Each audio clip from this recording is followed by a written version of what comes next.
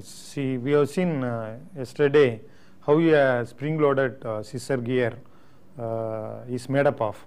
I drew it on the board. Today I have brought the piece itself. You can see the gear is there and two oval holes, and you see the spring also.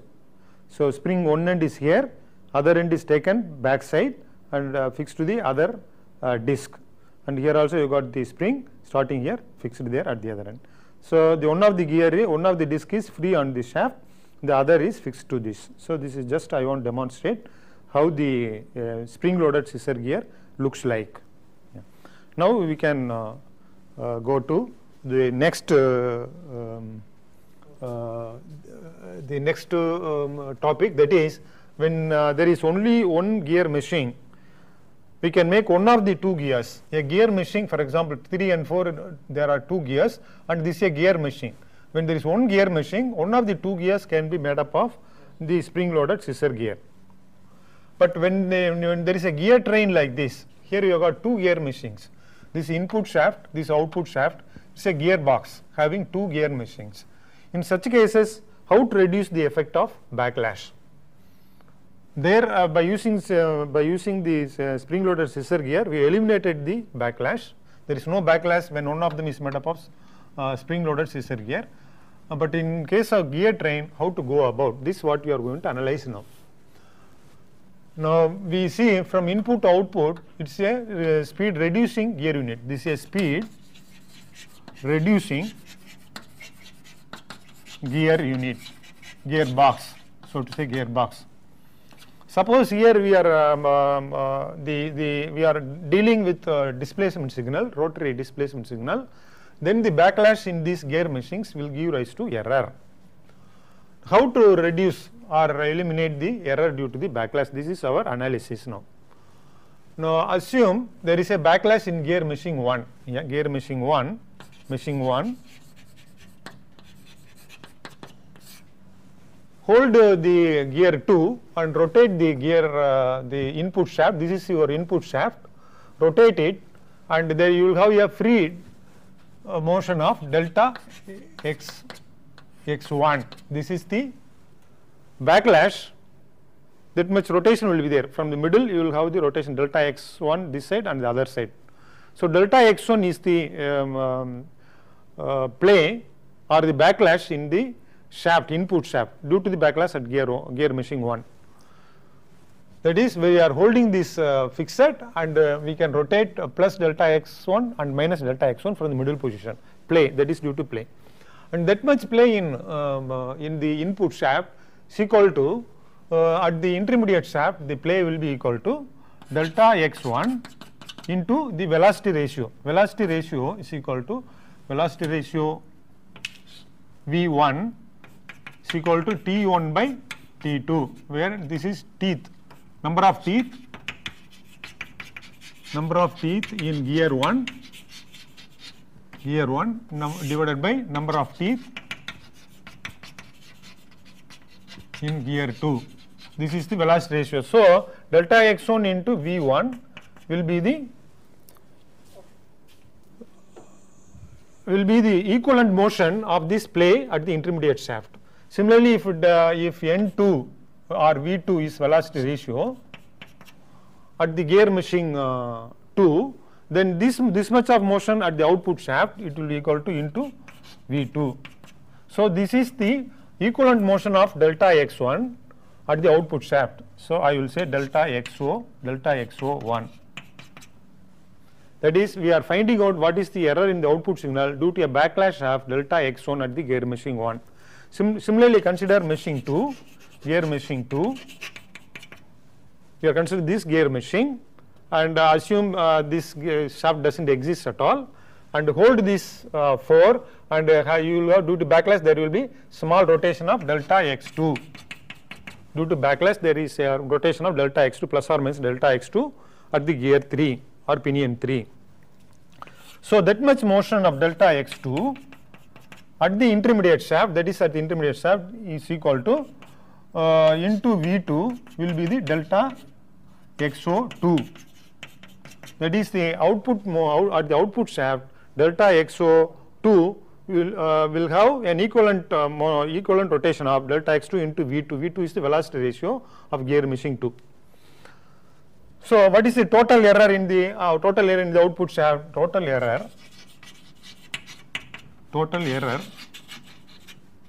in the output shaft is equal to delta xo1 plus delta xo2. So that is now all these things, that is delta x1 into v1 into v2 plus delta x2 into v2.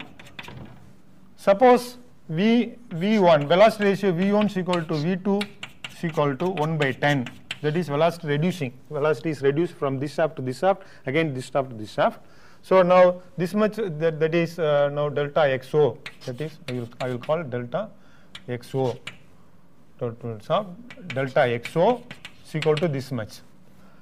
Now delta xo will be equal to delta x1 divided by 1 by 10 100 plus delta x2 by 10.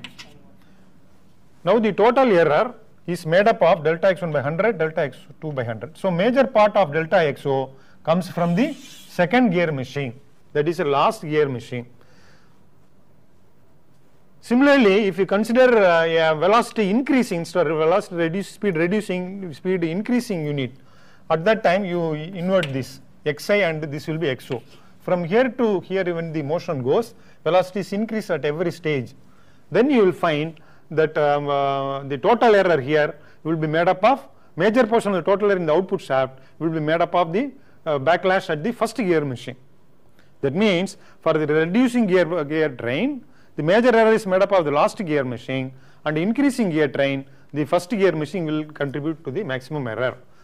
So now if you eliminate, for example, in the speed reducing unit, for reducing unit it is like the xo and xi. Since major error comes from the last gear meshing, and make one of the two gears as spring loaded scissor gear, then here you will not have any backlash, this will be over, and only the error in the output shaft will be from the gear meshing 1, and that is already divided by 100 times. So net effect in the error in the output shaft will be very, very small, negligible, and such an error may be tolerable in many instrumentation. So you find in such a gearbox design, we analyze where is the maximum error source, and in that error source you use one of the two gears as the spring loaded scissor gear, what you have seen earlier, with the two disc and the spring loaded opposite directions, so that one disc moves little relatively to the other one, and the meshing gear sits exactly within the adjustable gap of the spring loaded scissor gear. So that is for the play. So we have seen for friction what are the methods you should adopt to reduce the effect of friction or eliminate the friction by using the repulsive force of magnet or the taut band bearing, or here in the play how to eliminate the play in case of linkage mechanisms and in case of gears we have seen. Next one is temperature, how to reduce the effect of temperature. Now to compensate for temperature effect, the principle of opposition is made use of, principle of opposite effect is normally adopted to compensate for the temperature. That is, if you consider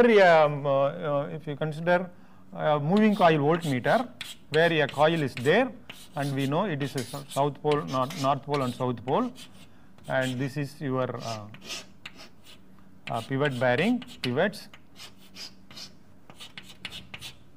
and we know this is the coil. To the coil we connect our voltage source. This is your R coil. So this is R coil. Resistance of the coil is in this form, and it rotates within the south pole, and we have got the spring. This is the construction of a moving coil voltmeter. Now due to temperature what happens, R coil is increase. So it is increasing somewhat like this. So this is R resistance, and this is with the temperature. So it increases somewhat like this, say R coil increases. So when temperature is increased, R coil is increased. For a given voltage input, we find that when R is increased, then current through the R coil is reduced. And when current is reduced, the torque is reduced, and then deformation, that is the pointer motion over the scale also reduced. So for the same voltage, when temperature is larger, amount of deformation in the pointer will be smaller. So that is the error due to temperature. How to compensate for this? For that purpose, what they do, they connect another R compensating. This is R compensating in the series with the coil, and that also will be same temperature of the coil. So R coil will be somewhat in this fashion. It will vary. R compensating will have a characteristic just opposite to that of the R coil. Now total resistance of the coil circuit is, you have to add at each point, you have to add this. So no, more or less this is the R total. Now to the extent the R coil resistance is increased, to the same extent R compensating resistance is decreased, so R total remains same.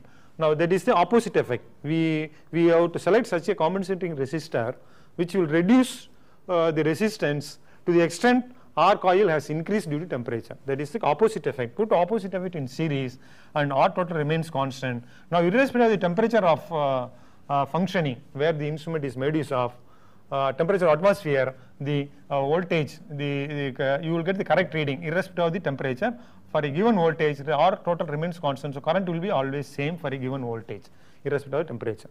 This is the this is the principle of opposite effect. That is that is temperature. When there is AC power line, AC power line,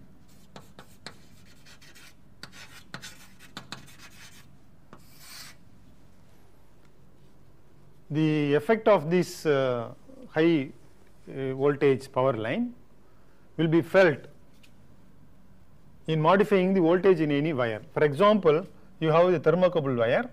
So thermocouple wire, so in a bath, and this we are connecting to a voltmeter, for example, a millivoltmeter, say A and B. Due to this power line, you have these magnetic lines. So a few kilovolt power line is there.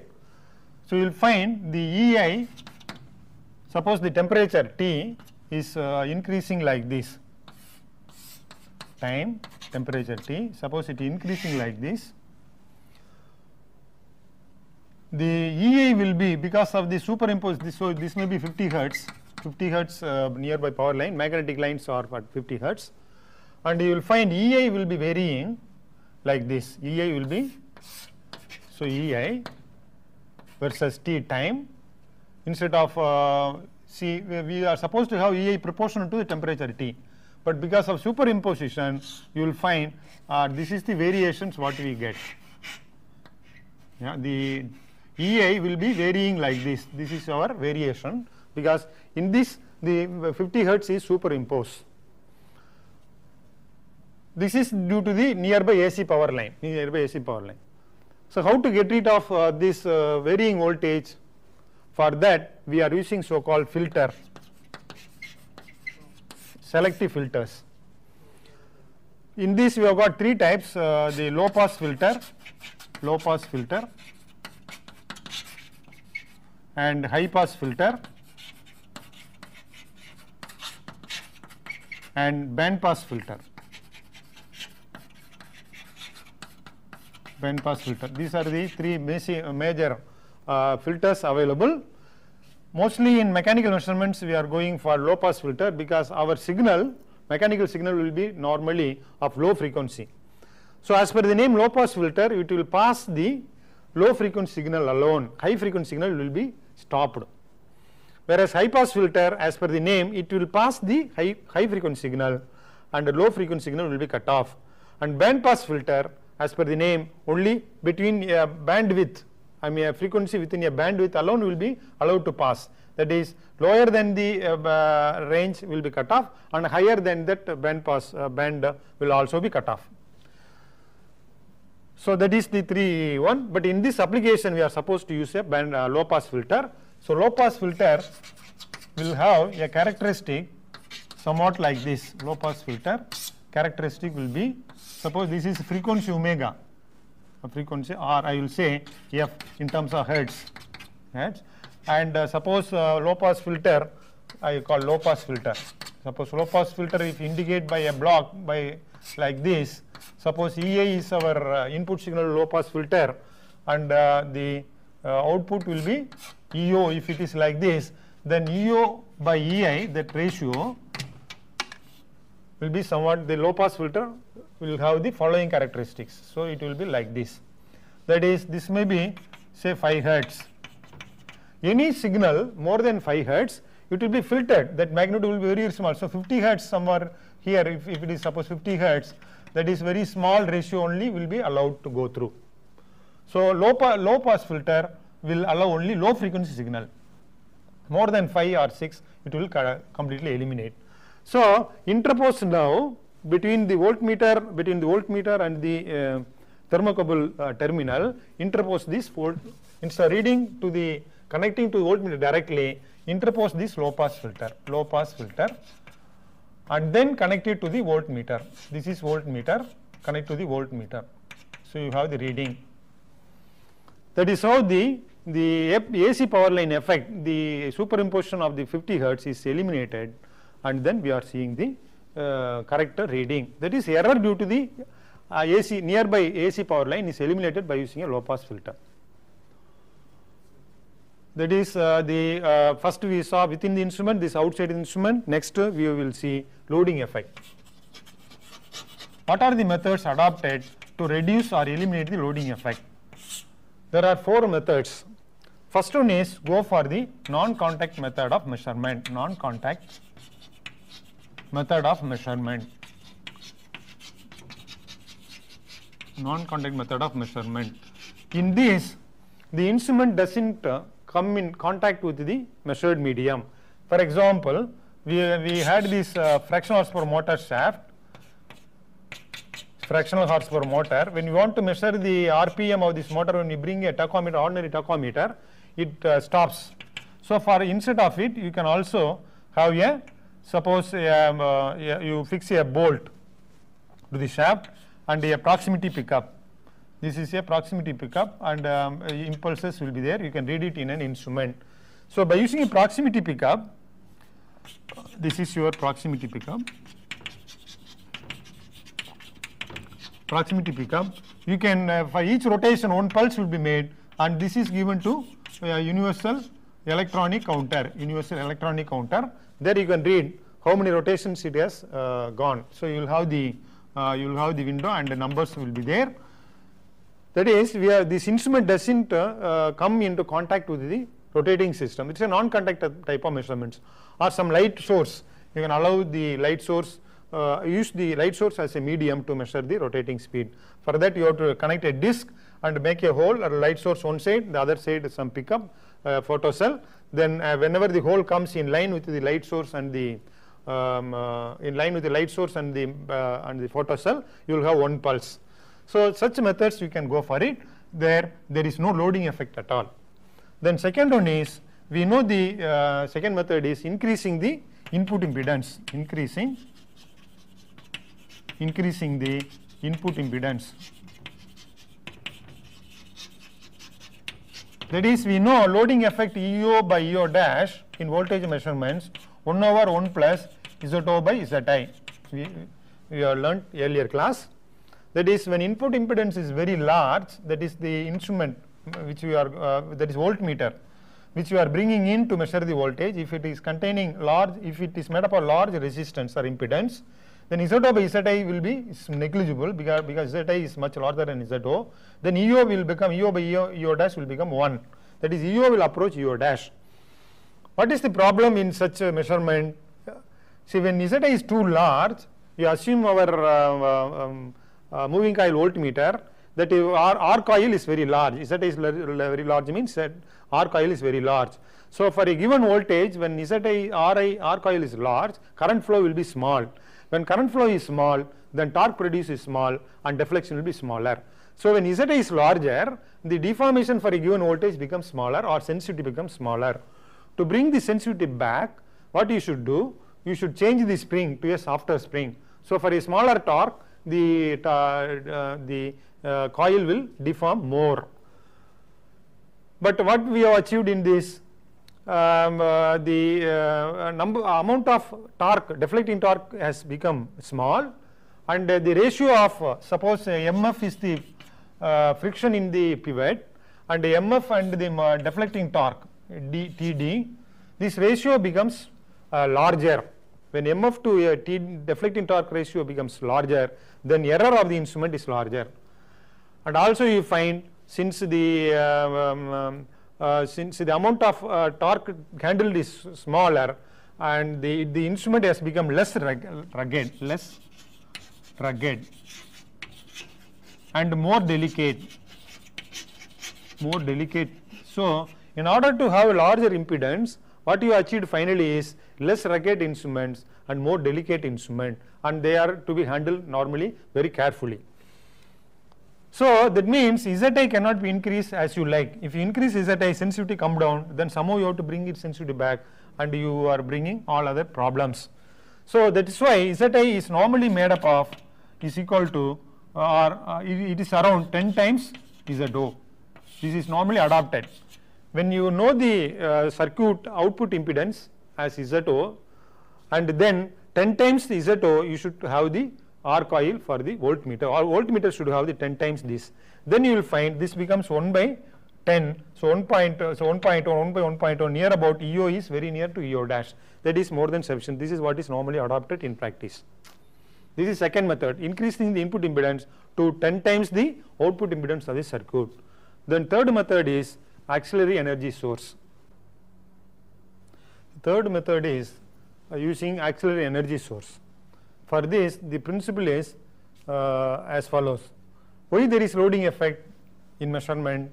Since the instrument what we are using for measurement takes some energy from the medium. When it takes the energy from the medium, what happens? The parameter of the medium gets reduced. So we are measuring only the reduced value of the parameter. That is because we have drawn some energy from the measured medium. Suppose we find a way that we don't take energy from the measured medium, we take energy from elsewhere to operate the instrument, then the measured medium is not disturbed. So and also parameter we want to measure is also undisturbed. So undisturbed parameter we can measure once we can find some other energy source. That is what we call auxiliary energy source. A typical example is a vacuum tube voltmeter. We call it VTVM, vacuum tube voltmeter, VTVM. Nowadays we have got equivalent transistor and solid state circuit, but the principle, same principle is used there. Hence we are using the circuit of tube to explain the functioning of a VTVM. Here you will find the energy for this is conventional voltmeter. This is conventional moving coil voltmeter, conventional moving coil voltmeter, which will draw energy from the medium of measurement if we connect directly there. So instead of connecting this conventional voltmeter to this VA is the voltage we want to measure. Instead of connecting the voltmeter here, we are connected after a circuit only. This is the main difference. By this circuit, we don't load this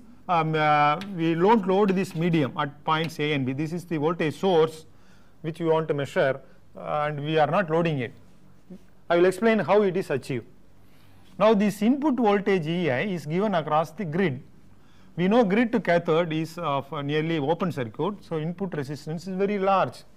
When resistance is very large, current flow will be of the order of negligible value, or in terms of micro amp, few parts of decimal of a micro amp, very small value. That means this is not loaded. But how this the circuit is functioning?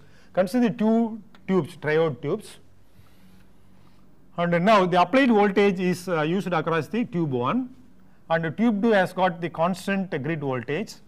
So when we short circuit A and B, that means same cathode voltage is there, grid to cathode voltage is there in both the tubes. So current flow through the cathode to plate current will be same. So I1 is equal to I2, when EA is 0. When EA is 0, when EI is 0, I1 is equal to I2. So voltage drop across R. So this is, I will call R1 and R2, whereas R1 is equal to R2. Voltage drop across this will be, so this is plus terminal minus, because current flow is in this direction, will be same and equal to two batteries in opposing polarity connected in series. So you find the voltage across AB will be 0, voltage same with opposite polarity. So voltage across A and B will be 0. For even EA is 0, voltage across A and B will be 0, and so the conventional voltmeter will show 0 reading here. Suppose we give a voltage EA is equal to 1 volt. To that extent you will find this grid voltage in tube 1 will be smaller by, suppose this is 5 volt.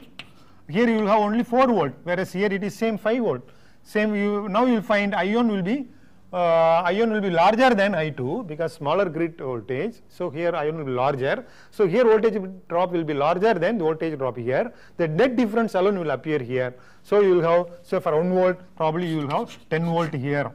Similarly, you will find if EA is 2, here you will have 20 and 3, 30 and so on. A proportionate relation is maintained. So now you can calibrate this in terms of, so 1, 2, 3, 4. Even the 10 volt is there, you can write here as 1. It's a calibration. So when you apply 1 volt, reading also will be 1 volt. But what happens to the moving coil voltmeter? From where it draws the energy, it's not from the source, but from the auxiliary energy source. This is our battery supplying energy to the whole circuit. So the current flow here is due to this battery. So the whole instrument function with the energy of auxiliary energy source and not loading the measured medium. That is, so by using auxiliary energy source, we can reduce the loading to a very near about 0. So loading effect due to this open circuit is near about 0. So you can get correct value without any loading effect, get the correct value for the reading. So this is the third method. Now the fourth method is principle of null balance. Fourth method, principle of null balance.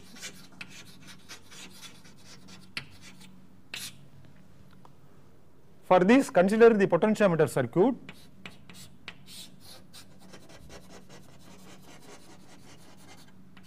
For voltage measurement. So this is plus and A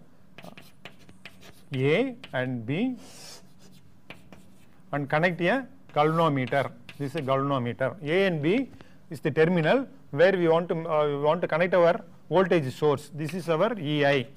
This is what we measure, what we want to measure, and here across the along the resistance we have the scale.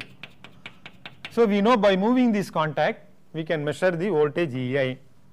When how the measurement is made? Until the reading in the galvanometer is 0, you are supposed to adjust it. When it is 0, where it stops, that is will be in terms of voltage. So 1, 2 like that will be there. You take the reading. What happens now? The input, this is the input medium. We draw 0 current. The galvanometer is an ammeter. When the reading is 0 means absolutely no current is drawn from here. And in that situation, we are measuring what is the voltage. So it is equivalent to the input impedance for this measurement is infinity. So you find this null balance. This is null balance, that we are making the reading 0 by adjusting this contact. So you will find loading effect is 0. Is it really 0? No, because we know any instrument has a threshold value. We learned what is threshold value. Threshold value is the minimum increment in input signal to make the pointer move. After all, the 0 reading it shows, but probably the current may be smaller than threshold value. So when the current is smaller than threshold value, you don't have the reading here. But that much current equal to threshold value, the current can flow through the galvanometer, not showing any reading. So, but now what is order of threshold value? It will be the order of few microamp. It will be very small value. So it is loaded only to the extent of microamp, as in case of the VTVM.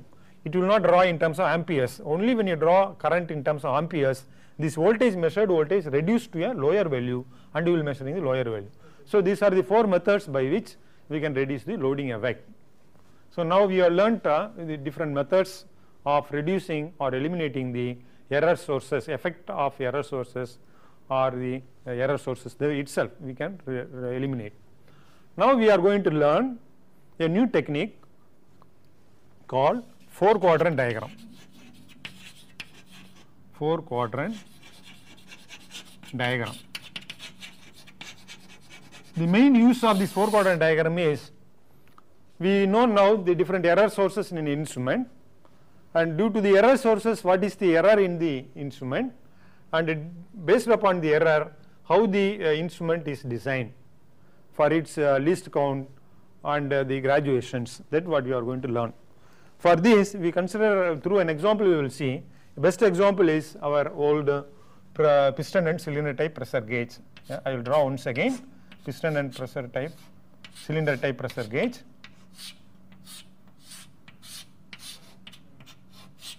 This is a spring is there, and then we have our pointer moving over the scale, and the parameters are, this is Pi, input pressure, this is the area, this is spring constant Cs, we have the displacement here as d1, and the ratio is A and B, leave a ratio for the pointer A and B, and this is our d2 millimeter, that is our output signal. For this instrument, we are going to draw the 4 quadrant diagram. 4 quadrant diagram looks like this. It contains 4 quadrants, the first quadrant, second quadrant, third quadrant, and fourth quadrant. There we want to represent this instrument. For this, first draw the signal flow diagram for this instrument. That is now we have drawn already. That is piston area. Piston area is A. Piston area is A. So this is our input signal, which is our Pi, gives rise to F, force. This is the first block of this instrument in terms of basic functional elements. Next one, spring. Spring has got Cs as the spring constant, so F by Cs will be our d1. And then probably I will draw a little smaller. Smaller here. That is our A, Pi, Xi, then F 1 by Cs, and then d1, and then we have got this lever ratio, then we have got d2. This we have seen already earlier how to draw a signal flow diagram. So this signal flow diagram for this instrument, to draw the 4 quadrant diagram, we should have 3 such blocks. Suppose in an instrument you have more than 3 blocks, what you should do? Combine these 2 blocks into 1 block. Suppose 4 blocks means any 2 blocks combining. How to combine these 2 things? These 2 things combined as A by Cs. Say multiply both the gains. So here you will have P, Pi, and here you will have d1. Like that, you can combine any 2 blocks and make finally into 3 blocks. But here fortunately we have the 3 blocks alone. So there is no need to combine any blocks. So as it is, we can draw it. Now the principle is each block is represented in the first 3 quadrant. So the first block goes into the first quadrant, this first quadrant, and write the signal relation. What is signal relation for the first block? Signal relation is F is equal to P into A, P into A, Pi into A. This is our signal relation for the first block. So this we are supposed to write here, that is F is equal to Pi into A. This is our signal relation for this first quadrant. That means we are representing this equation in the first quadrant. So the x-axis will be Pi, y-axis is F. So you will find, and A will be slope. For this conveniently I draw the within 4 quadrant diagram. Suppose I am going to start like this. This is your A, slope between input axis and the characteristic curve is our slope A. That is A. O is equal to mx type, mx formula. So we have represented the signal relation of the first block in the first quadrant. Then second quadrant is made up of d1 is equal to F by Cs. This is our signal relation for second quadrant. That is slope will be 1 by Cs. So output of the second quadrant is d1. See, F is your input axis, d1 is the output axis for the second quadrant. So slope will be 1 by Cs from the input axis. So it will be somewhat like this. So this slope is 1 by Cs. This is supposed to be straight line. So 1 by Cs is the slope from the input axis for that quadrant, that is F is the input axis.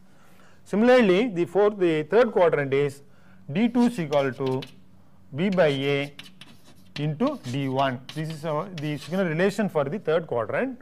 So output axis is D2 and the input is D1 and the ratio is B by A. That is our B by A. This is B by A. Yeah. That is the slope for the third quadrant. That means we have come that is the 3 quadrants for 3 blocks, and the fourth one is whole instrument. Normally it is the fourth quadrant represents the whole instrument. That is the input axis is Pi, that is input signal. Output is, this is D2 is output signal. So fourth quadrant represents the whole instrument, and it will be like somewhat like the characteristics is somewhat like this. And we know what its value, A by Cs into B by A. This will be equal to, the slope will be A by Cs into B by A. That is representing the whole instrument. But that we will not consider now. We will see how to make use of these 3 quadrants here to fix the amount of error due to error sources. What are the error sources of the instrument? That for that purpose we should know what are the signals there, and the error source should be of the same nature of the signal. Now we have got the signals as force and displacement. So naturally friction force FF is an error source for force signal, and we have got some play. This is a hole. Suppose I draw the bigger view of this. The pointer comes like this and the hole is somewhat like this. Yeah, this is our pointer. This is okay. This is our piston rod end, and this is your pointer that goes to the pivot. Yeah, this goes to under like this. So suppose in the middle position we have got a play of so much play. So I will call delta D as the play. Until the delta D is overcome, movement is there, pointer is not going to rotate. That's so the delta D becomes an error in this instrument. So since displacement are there, play is an error. Since force is there, friction is an error. So how to represent the friction and play in this quadrant? We will take up first friction. FF. FF is a force. Since it's a force, represent that FF in the force axis. So this is your FF. So this much distance is FF.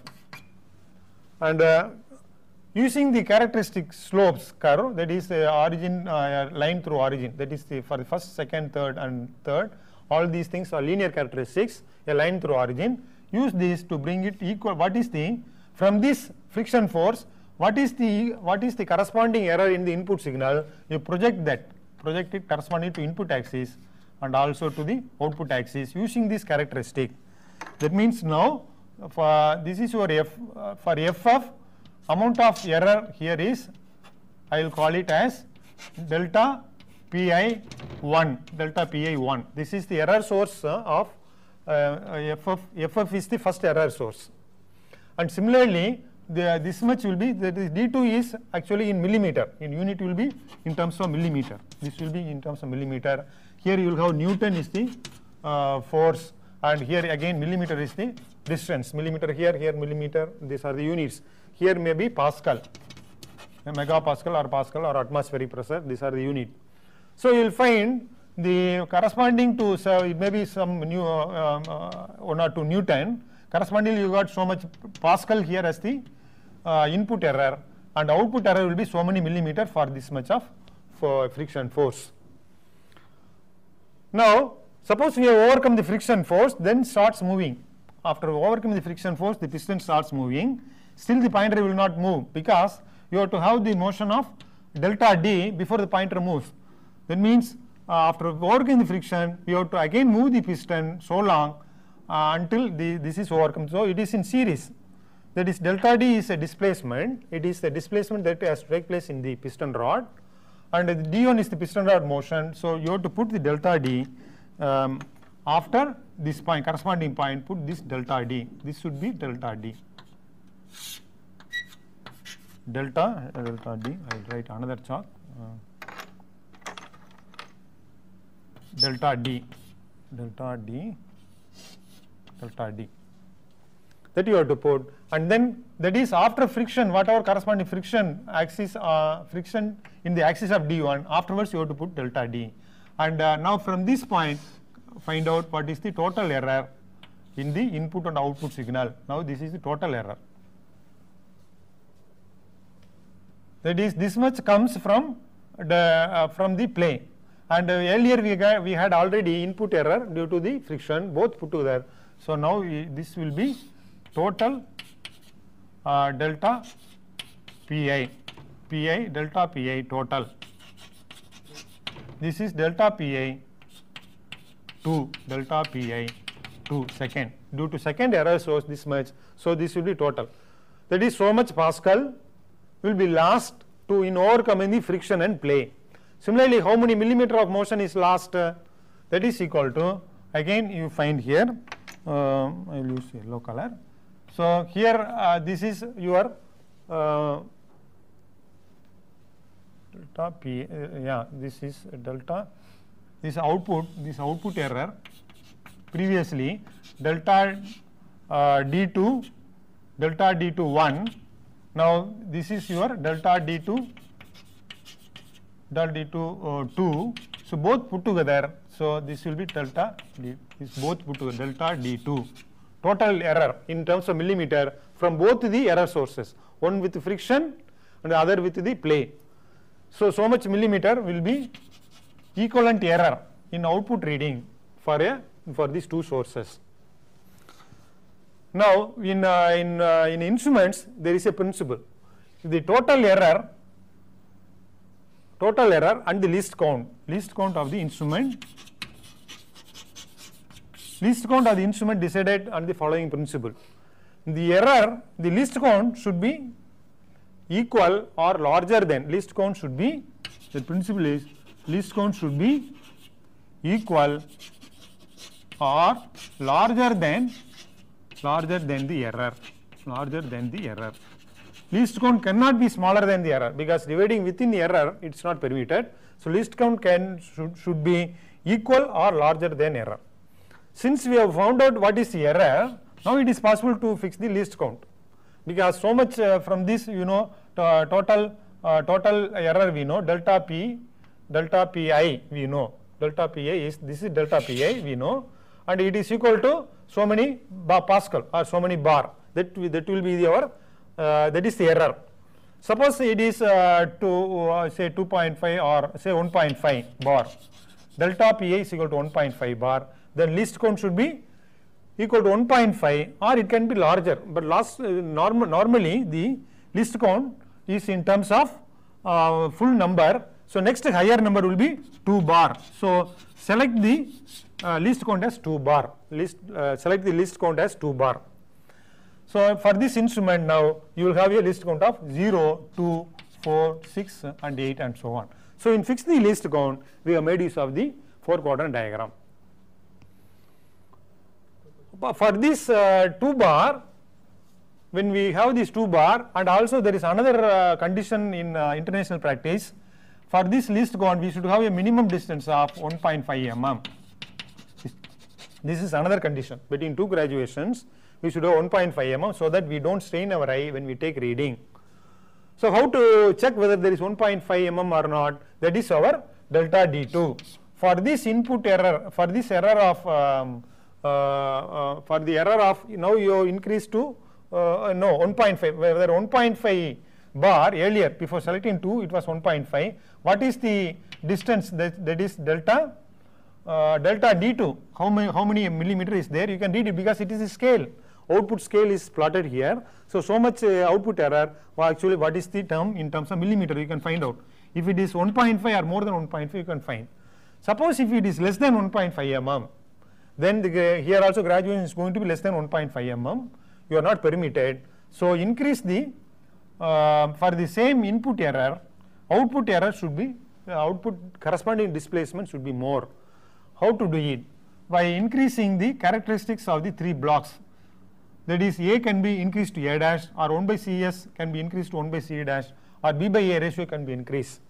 The CS changing means you have to change the spring, and the area means you have to go for different types of cylinder and piston. They are very costly. So changing the leverage is simpler. So have a b by, so larger b or smaller a you can have, and have another slope for it, that is our changed pointer, that is b by a dash, call it b by a dash, this b by a dash. So now this is same, now you find you have got another, this is your d2 dash. So you will find, since it is increased, now you will find the output error, corresponding output displacement is increased to a larger extent. Now see whether it is more than 1.5 mm. So 4-quadrant diagram we are making use of, not only fixing the least count, also we can check whether there is 1.5 mm. Otherwise, by changing one of the characteristics, we can make that equivalent distance as 1.5 or more, and then select a new elements for in the element, new element, that is here scale is pointer is changed to another pointer, so that you have got a larger scale. Thereby you will get a distance of 1.5 mm between two graduations. So that is how we make use of the 4-quadrant diagram. But here it is linear characteristic instruments. In linear characteristic instruments, we need not go for the graphical construction, we can compute also. If it is a non-linear characteristic, suppose it is somewhat like this, yeah, non-linear characteristics, computation will be very laborious, and in such instances 4-quadrant diagram is very handy. Yeah, we can have the non-linear characteristics and again plot and find out the error and all. But in case of linear instruments, we can also compute. So that we will see in terms of the worked out examples, 1 or 2 worked out examples for this chapter. Under that we will see when for a linear instrument, how to find out equivalent errors in input and output signal, and how to design the pointer length to achieve 1.5 mm of the distance. We will close with